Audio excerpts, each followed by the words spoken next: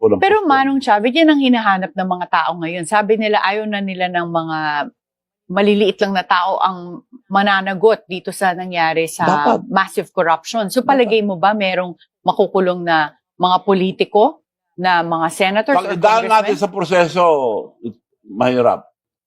O paano po, pero ito, we have Mayor Benji Magalong as the advisor of the ICI. At sinabi mo mabuting tao sina Mayor Magalong at former Secretary Babe Sison. Yes. Do you have Wala silang confidence power, na kaya nila? They are honest people but no power. Paano sila mag-imbestiga? So palagay mo kulang na executive Kulang. order lang. Pakitang tao lang yan.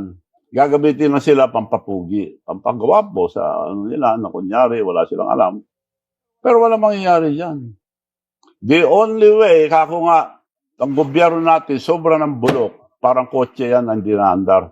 Pa-overhaul mo, papalitan mo na ng pyesa, hindi pa rin na-andar. You have to change government. Ang suggestion ko, it should be a meeting.